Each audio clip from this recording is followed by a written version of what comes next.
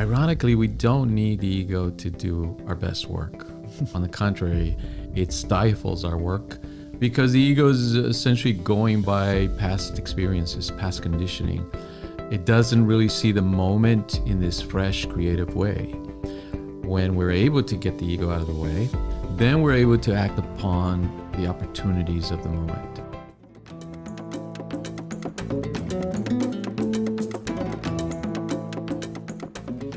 Hello, welcome to Soul Sessions with Creative Mind. I'm Deborah Burnt Maldonado and here with Dr. Rob Maldonado. Great to be here. And we are so excited to introduce season number 8 of our podcast. We have so many exciting things to share with you this year.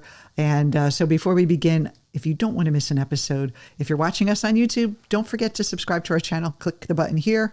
And so we have a lot of great interviews lined up with some experts in Eastern philosophy, Jungian analysts coming on, really exciting people that we're going to go deep with. But this series that we're introducing right now is about leadership, whether you're in the corporate world, a professional, or if you're an entrepreneur and looking to have that success in your life, whether you're a solopreneur or whether you're running a small company, a small startup. These lessons are going to be so valuable for you over the next couple of weeks. Or what do they call it? A mompreneur. A mompreneur. So, yeah. Yes. So, yeah, this is really exciting for us. Yeah, so we're going to start the series with looking at the shadow because we always begin individuation with the shadow. So what are the common shadow traits that a leader, a business owner, an entrepreneur, or somebody in the corporate world, right, that is moving up in their profession, what are the traits that they have to consider in reaching that success that they're going for? And also, too, we've worked with leaders from, big multi-million-dollar companies to celebrities to new entrepreneurs, women in the corporate world, men in the corporate world, people that run nonprofits. So what we found is that the things that are available out there for these leaders, I know when I was in the corporate world and when I started out as an entrepreneur, it was a lot of mindset work of like changing your behavior and changing your thoughts. And even in the leadership, it's really about changing your personality or your patterns and behaviors. And well, we're going to approach this, and the shadow work is really a different way. And so we're teaching this because we've worked with people on these topics for a long time. And so we're going to put our spin on how to approach leadership in a deeper, more profound, spiritual and psychological way. Yeah, and the work has evolved because now when we look at the kind of people that are attracted to our programs, they're leaders. They're people that are doing big things. They're developing their own teams, their own businesses, their ideas. High achievers. Very high achievers, very motivated. And they're visionaries, right? And so this psychology that Jung brings, and including the Eastern philosophy, really fits their needs, right? Their personal development needs. So because it's not just strategy, although that's important, it's also what do I do for myself? How do I develop my mind in order to achieve those bigger goals that I have? So it's a psychology that fits the time, kind of the space that we're in culturally. And I want to start off by saying, a lot of people are really, really successful in their defaults. In the beginning of life, we have like a formulation of our personality. Jung says that's like the ego development phase. And then at midlife, all those things that we relied upon as our go-tos and our default behaviors now become a burden to us. Now, the things that maybe you have achieved a lot of success, a lot of our clients achieved incredible success, but they're overwhelmed. They're stressed out. They're not fulfilled. And so it's about how do I bring in this other aspects of myself and integrate parts of myself that I've had to push aside for that success in order to become whole, spiritually connected, grounded in myself. And that's really what this is about. Yeah, absolutely. You have a quote? So I got a quote by Swami Vivekananda, one of our favorite Eastern philosophers. He says, "Take up one idea, make that one idea your life. Dream of it, think of it, live on that idea. Let the brain, the body, muscle, nerve, every part of your body be full of that idea, and just leave every other idea alone. This is the way to success, and this is the way great spiritual giants are produced. Wow. Yeah. So it's more than financial success. What we're talking about, again, is self-realization. In other words, making your dreams come true in a creative way where they fulfill you and they fulfill your spiritual needs as well as your financial freedom needs. So we have like ego needs and desires, which is I want to have great success. I want to have a beautiful home. I want to have be able to help people. You know, that idea, like I want to write books and all these great things that thought leaders want to do and maybe move the company to take the company to another level.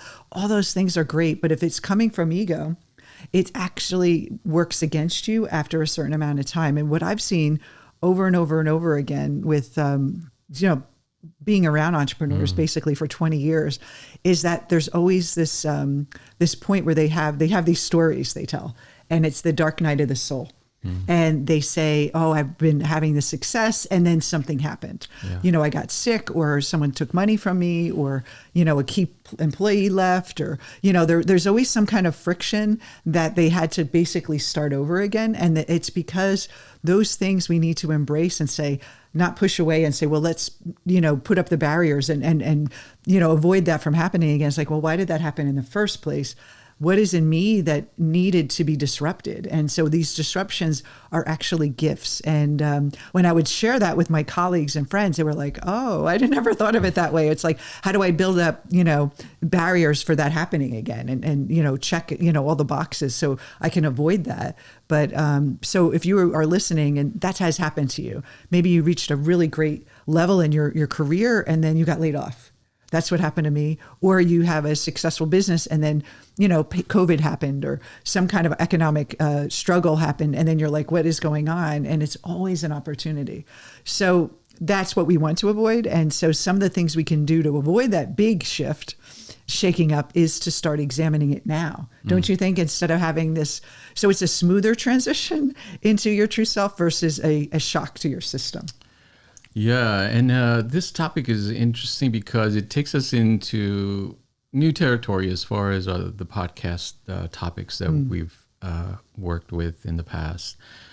Often people don't associate success and entrepreneurship and leadership with the Jungian model, but it's really an integral part of how to be successful in the right way, for lack of a better word. Or for fulfilled, really, like success with fulfillment, because a lot of people have success, but they don't have fulfillment. And the success alone is not going to make you happy. That's right. Because when you act out of ego, meaning out of your conditioned past, you're simply acting, again, to create more defense mechanisms, more kind of walls against the fears that are in your unconscious mind. And our aim is to give leaders, entrepreneurs, creative people, the ability to use the challenges of business. Even a one-person coach that's developing their practice, give them the ability to use those challenges to develop their self, their mind, right, and be in a creative mindset. So with that said, let's get into it. Let's start, get into it. Yeah, let's start looking at what are the challenges that we can see. And as we're going through these, think about your own personal challenges in success in the work, in your work, and also perhaps people that you've seen and that you've worked with that were in leadership positions and what they were struggling with.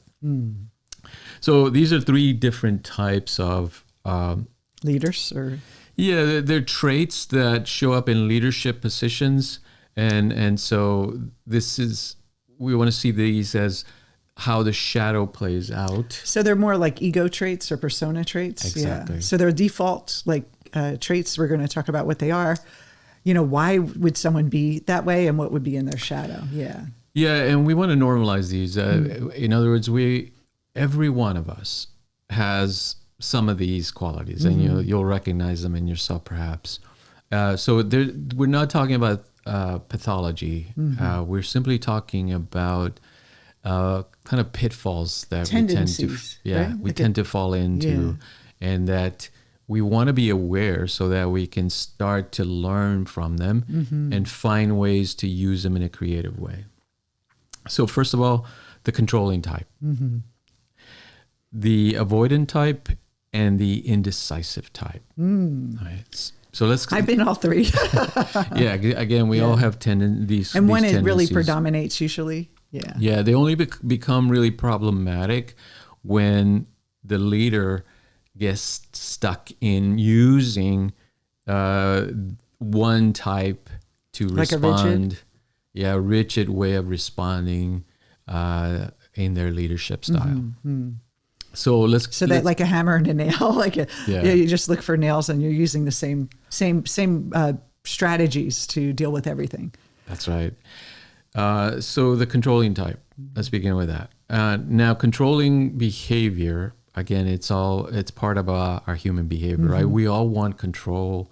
We all want to predict what's going to happen. It's the ego's kind of tendency. It kind of feels that it has a false sense of control in a way, right? It feels like it's exerting control in your mind, and it's trying to gain control.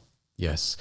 So the way it plays out in businesses, in leadership positions, in teams, is there's a rigid adherence to rules and procedures. Right. Now, rigidity, of course, is subjective. It means sometimes you need that, or you need structure, right? You need rules and procedures, of course. The problem arises when the leader becomes very rigid in seeing things from that perspective, that we can only do things a certain way, and they have to be done that way. Many companies, you could say, we've always done it this way, but no one questions it, but it has to follow protocol. And like something terrible is going to happen if we break the rules. That's right. It becomes a rigid way of responding to all the circumstances of the company or the team. Now, what that does, of course, it stifles creativity and innovation. And that is a killer for companies, for teams, for small businesses. Well, and I see that like in startups, and even if you're in your own company, you're a solopreneur, you're just launched like a coaching business or a service-based business, you may not have this because you don't have any structure.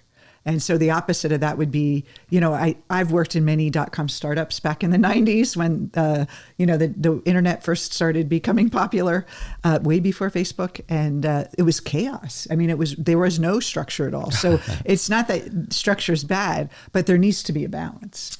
Yeah, that's right. And again, so what's going on psychologically here is that the person's ego, the individual's ego, the one that is in charge or playing the role of the team leader, the manager or the owner CEO, of the company, the CEO, their ego and their shadow is playing out big time in their.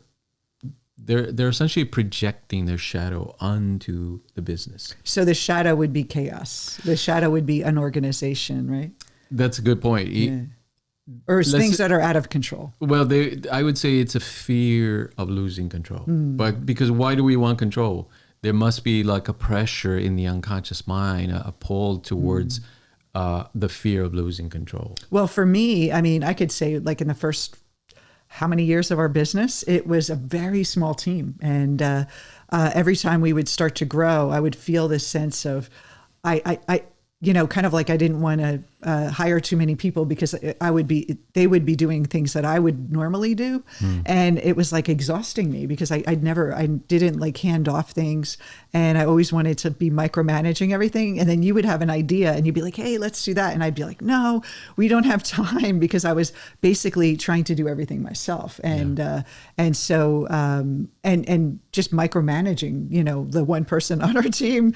And it was really hard for us to grow and to be creative, because it was just that my need. And my fear was that if I handed it over, like chaos would ensue or something would fall through the cracks and all that. And then now that we have a team of 16 people, it's like, I don't have that fear anymore. It's like, we trust our team now. And it's like, I had to develop this kind of working on that fear in order for us to move. And so if you're feeling like your business isn't growing or your career isn't expanding or people on your team aren't kind of reacting or responding to you or you feel it's all on your shoulders, it's that kind of checking in with, what is this controlling thing about? It's not changing behavior. It's not just like, I'm just going to be less controlling now. I'm going to be non-attached. It's like, we have to really find out why, right? The emotional part.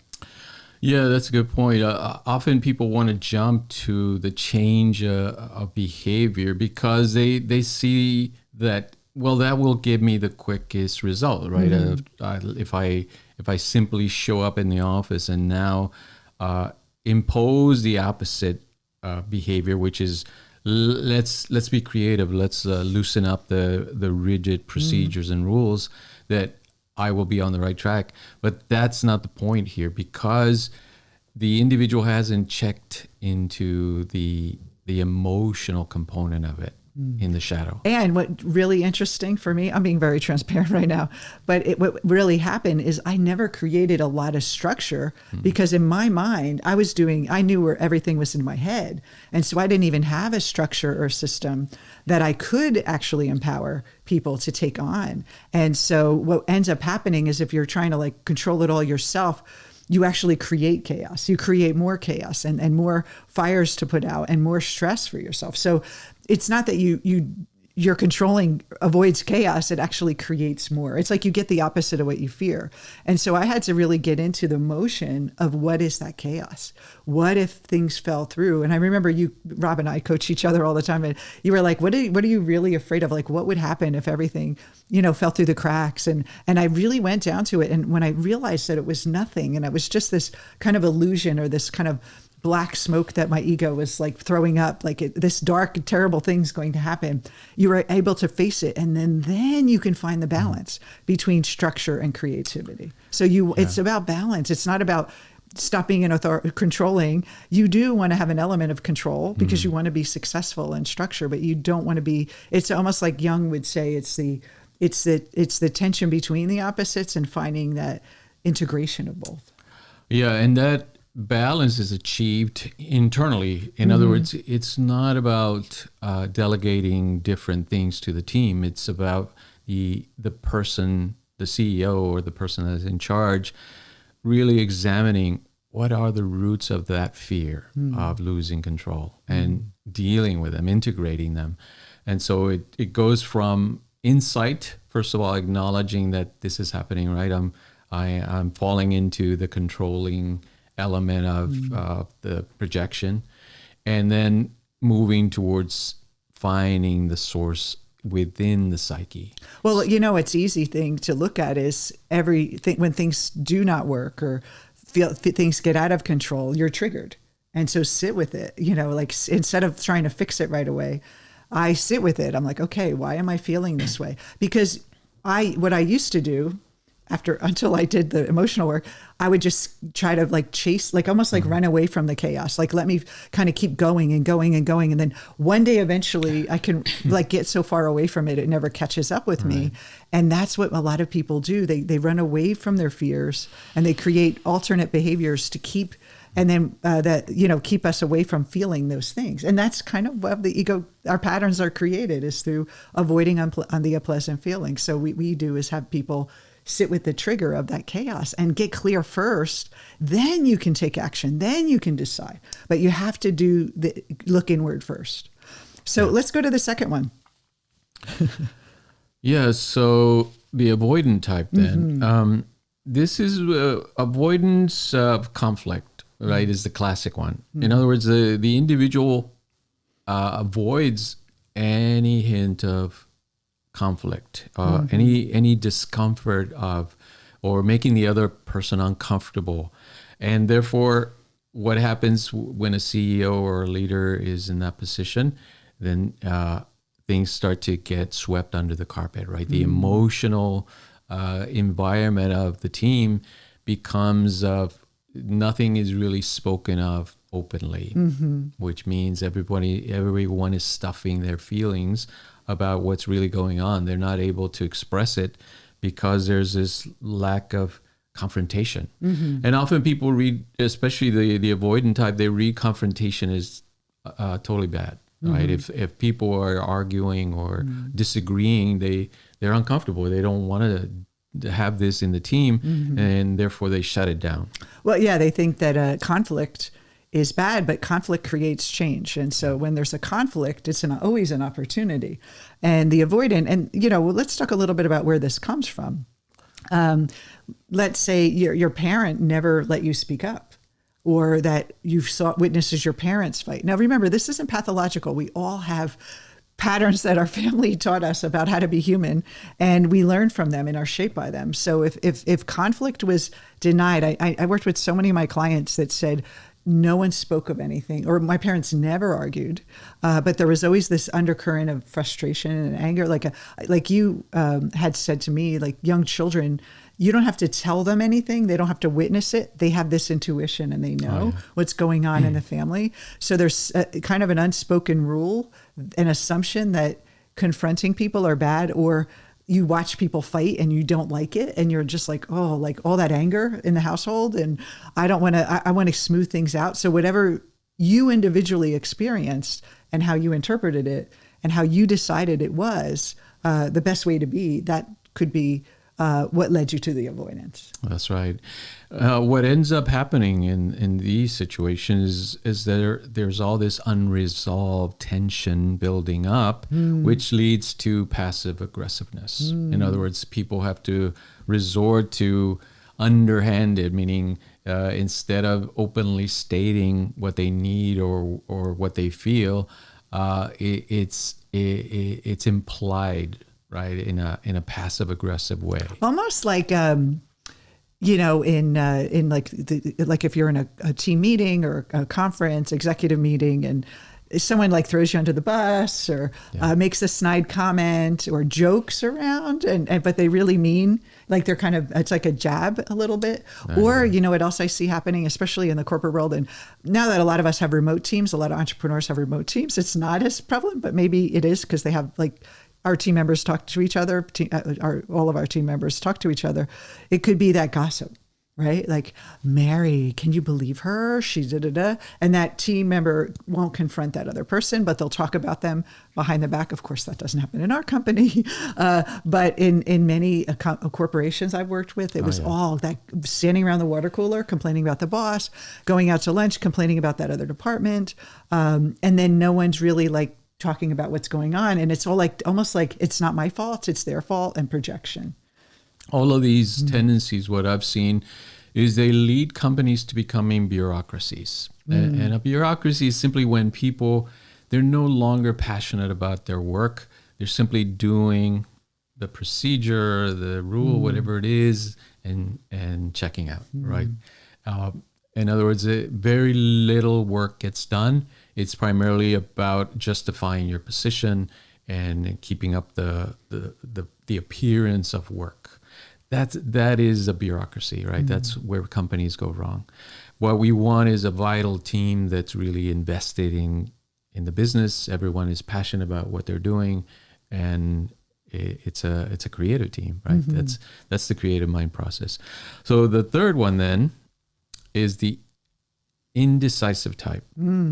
So in the indecisive type, it's someone who's caught between the controlling and avoidant type. And when it comes down to making decisions, they find it difficult to make a decision. They're both afraid of being wrong, and they're afraid of making a mistake or even being right, or kind of both afraid of success and of failure. So this leads to procrastination. Yeah, that indecisiveness is, I'm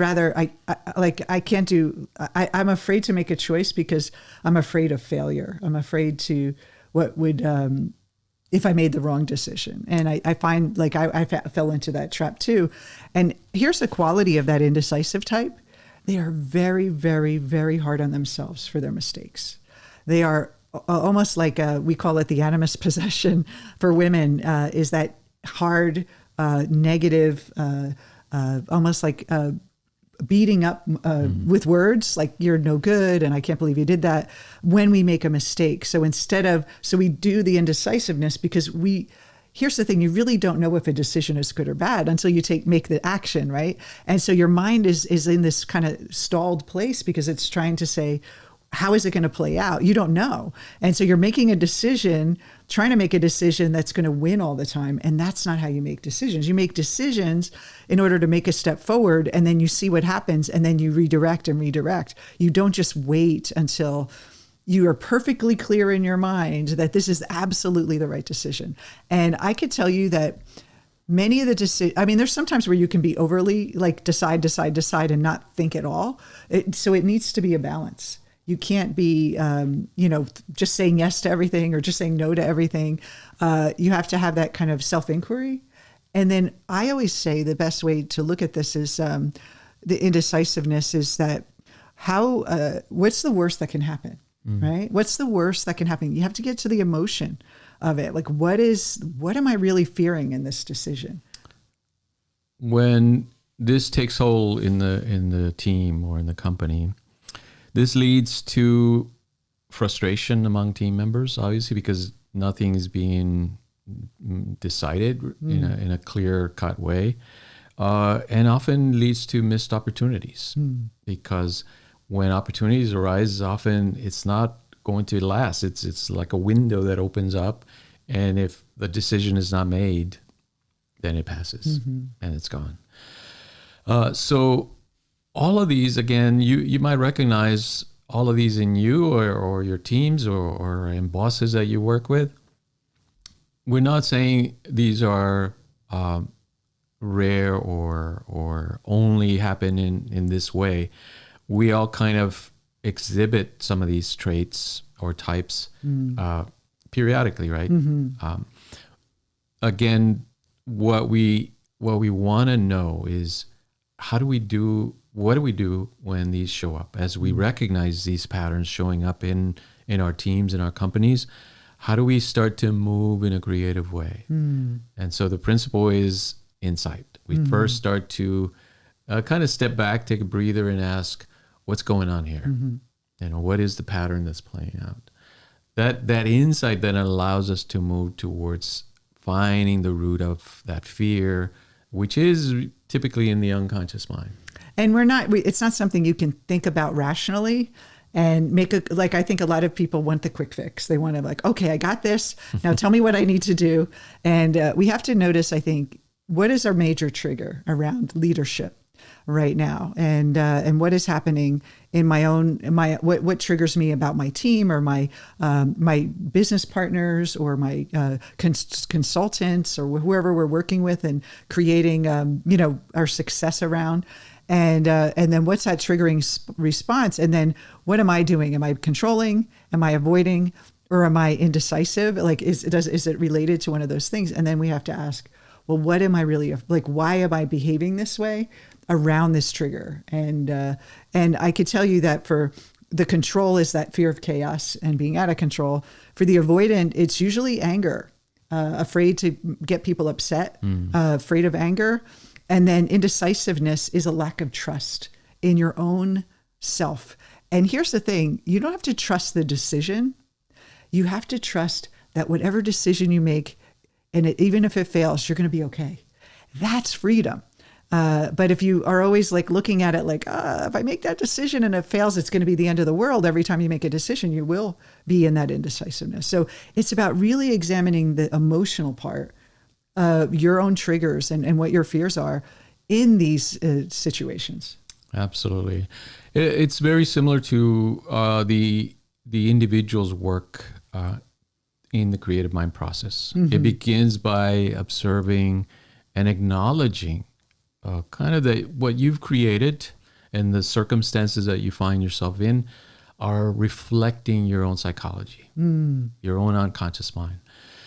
Once you do that, then the external becomes instructive to you, because if it's a reflection of your psyche, it means you can learn from it directly. You can observe, what have I created? What are the circumstances of the company and the team? What's going on? That's a clear reflection of my psyche. Then I can work with that. I can say, I can see myself in these elements. And if I can see myself, that means I can start to work within it internally. And working internally then changes the external.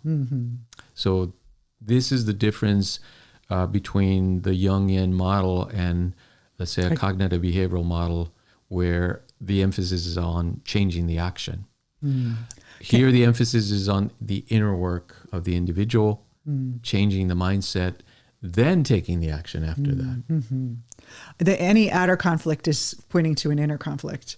I also want to mention that some people that listen to our podcast are coaches, because we have our coach training or aspiring coaches, or other kind of service industries that maybe they don't have a team. I want you to think about this with clients. How are you working with your clients, whether you're a consultant or a coach? Do you have that controlling? Like, do you want the client to get results? Like, are you hanging on and overly structuring the client's path versus allowing the client to do their own path? Are you avoiding that with the clients, not telling them directly? When I first started coaching, I was always like wanting to please. And I'm like, oh, I really want to say this to this person, but I'm afraid they're going to get triggered. So I was avoiding triggering my clients, when sometimes asking a really direct question can really help them. And then indecisiveness, you will see that in your clients. Like, if you're indecisive, you'll see them maybe mirror that, or it'll trigger you, trigger them, and that indecisiveness will trigger you, and you're not even aware of it. So it's not always like the shadow is the opposite, but what happens is the people that show up in our life, whether it's our team, our clients, or anyone that we work with, our companies that we hire to do consulting with, they all reflect our mind. And that's really where individuation is. It's like seeing like the parts of ourselves that are showing up, like Jung says, and the world is your unknown face, filled with your unknown face. It's to reclaim all that power back and not feel that I have to, get rid of this thing or avoid these types of people in order to have a fulfilling career and a fulfilling life. It's like it starts inside, not by changing your organization or changing your team or changing your clients. It's about what is it that this situation is reflecting in me. Yeah, absolutely. And always the principle is that you want to get the ego out of the way, because what we're describing here in the controlling and avoidant and indecisive, again, that the ego has taken the center stage and is running the show. And ironically, we don't need the ego to do our best work. On the contrary, it stifles our work, because the ego is essentially going by past experiences, past conditioning. It doesn't really see the moment in this fresh, creative way. When we're able to get the ego out of the way through this process, this creative mind process, then we're able to act upon the opportunities of the moment. Even the difficult situations that then become opportunities. And even so, you have to think about, your ego's not going to let you die. It's not going to let you, like, it's good to have, it's a good safety valve, but you can't let that safety valve make all the decisions in your life. And so individuation is about transitioning the power from the ego, which had power at the beginning of your life, and connecting, or as they say in yoga, yoking yourself to the big self, your true self, which is at all the parts that you're not conscious of that are your pure potential. And so that's the shift. But we have so much to cover every week. We will go into this, more topics on this. If you do have an idea you'd like us to talk about, whether it's leadership or entrepreneurship around the Jungian creative mind method, post in our comments, send us an email. We'd love to hear what you're interested in, so we can really continue to bring you the best content for you and your life. So thank you for joining us. We can't wait to see you next week on the next series of this leadership. And in the meantime, before we go, don't forget to subscribe to our channel. If you're watching us on YouTube and on the podcast, make sure you subscribe on your favorite service. We want to see you every week in this great new year. Yeah. See you next time. Happy New Year. Bye-bye.